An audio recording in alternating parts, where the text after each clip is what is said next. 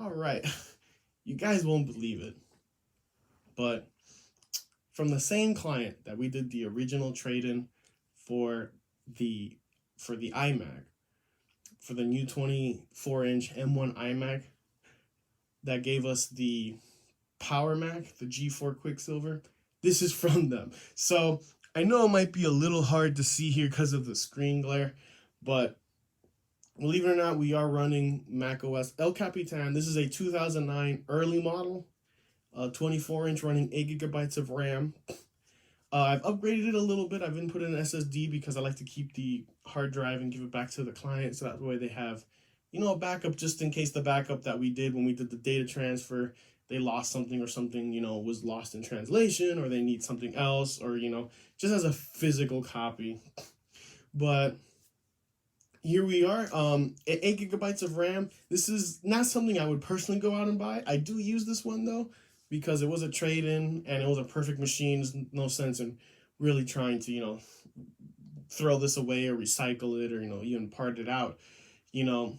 Very nice machine. I use it to look at manuals, to when I repairing phones, tablets, computers, when I need a repair manual with me.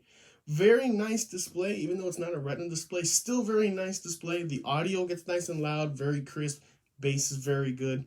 You're seeing it as they've bought it. Believe it or not, it's literally a new computer that they bought from new. This one also has the CD drive, and it's sat there in their computer room. They have a little like den, and it sat there. It never moved. And it's worked flawlessly to this day. Believe it or not, even the hard drive still worked, and it was still pretty snappy. I put an SSD in it now just because, again, I wanted to give them back their old data. But one of the nice things about Apple, not really a fan of these all-in-ones in general, but the fact that a 2009 can still do a data transfer via Wi-Fi to a 24-inch iMac M1 in 2023 is a very, very nice touch. It makes it so much easier.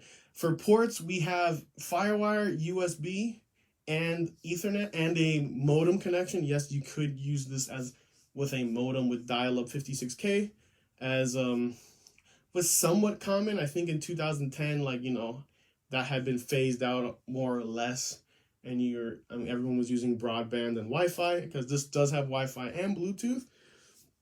This is the base model. The upgraded models, actually, you could get one with discrete graphics cards, and I'm actually trying to find a motherboard so I can replace that one with the upgraded CPU. It's a faster CPU. They're all Core 2 Duos, but because I actually do have a graphics card for this thing, I also, I want the graphics card basically, so we have, Mac period games. It's another one to my collection that, as you as a client or a customer, you want to come in while you're waiting for your repair. You have, something to entertain you, play games on, or, just even browse. And speaking of browsing, it's only El Capitan, so it's not the latest operating system. Firefox version 78 does work. In fact, it's actually installed here. I'm going to show you guys in a minute with a video. It'll do 1080p video just fine. I have a 1080p 60 video. No drop frames, really. Would I go out and buy one? No. These things are kind of old. You can put a patcher on it from DOS Dude 1. Those patches are hit and miss, like the Mac Mini that we repaired a couple of years ago. That one actually had the Catalina patcher on it, and it worked fine there, but for some reason I can't get any of the patchers to work on this machine. And I've, read through all the forums, for some reason it doesn't work, but that's just the nature of patchers. Also, you're technically not supposed to be doing that anyway, according to Apple. So, if you ask me to put a patcher through, my company name through Dolphin, I'm not going to do that, because having a lawsuit from Apple is not a way to have yourself a good day. But, and two, these machines are kind of old. What I would recommend these machines for is if you need, a bridge computer, besides being a collector. So, if you have, a modern computer, and you needed to be able to talk to an older computer, like let's say the Macintosh SE that we are currently restoring, and I actually put a blue SCSI to replace the original hard drive. This is a nice machine because it has both ports that you could use a Firewire and USB to help transfer stuff from the new to the old. So like if you need a quick bridge machine and you find it on the side of the road, or like you have like someone that's just gonna get rid of it, definitely worth a try. These are great machines for that. You know, Another thing, the CD drive does work, especially when you need to, again, talk to older computers that only use CDs to, to burn stuff and read things and make bootable CDs. One of the easier ones to repair, this one was before they started using adhesives on all the screens. You could actually just use two suction cups with a strong and yet gentle pull. You can lift the glass off, and the glass is not part of the screen. So you can lift the glass off and then get inside and replace the screen, replace the glass only, change, do like your gigabytes of correction, do your SSD upgrades and RAM upgrades. Again, this one has 8. Believe it can go up to 16, but 16 on this one. In fact, this one, you don't even need to use the screen to get 8. It's actually underneath the Apple logo back here is where there's a screw that you take out and you can change the RAM. 8 gigabytes, even if you use it for the period gamings of 2009, with the graphics card, 8 gigabytes should be more than enough.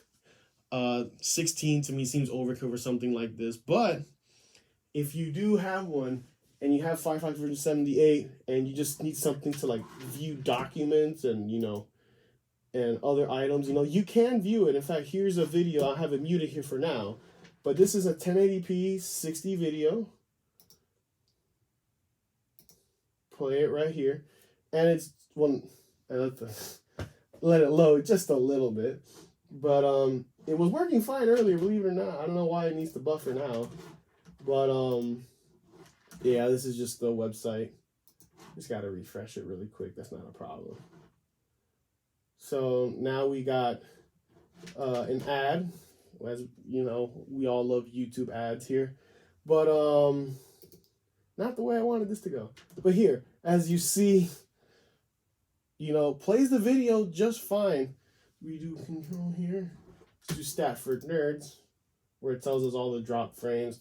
As you see, we only got 5 drop frames, and that's more or less from when we opened it, to press control.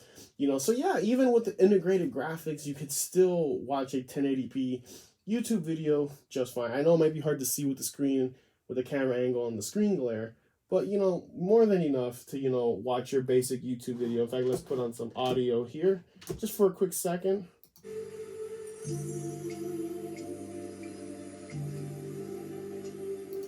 As you see, the speakers still sound nice. Yes, it's no M1, I understand. But like, hey, if you have it, you have it. It's a very nice machine, not a bad machine for the time. And even nowadays, even though, again, it's not the Retina, it's still a very nice, beautiful, and big display. All right, well, I hope you guys like this, quick review of just another one of the computers that we have for trade-ins. Remember, we do trade-ins. So if you want to buy a computer and you have an old one, or you just need to recycle it, we will do that as part of our service. So thank you all for watching. Hope to see you all in the next one, and I hope we all learned something.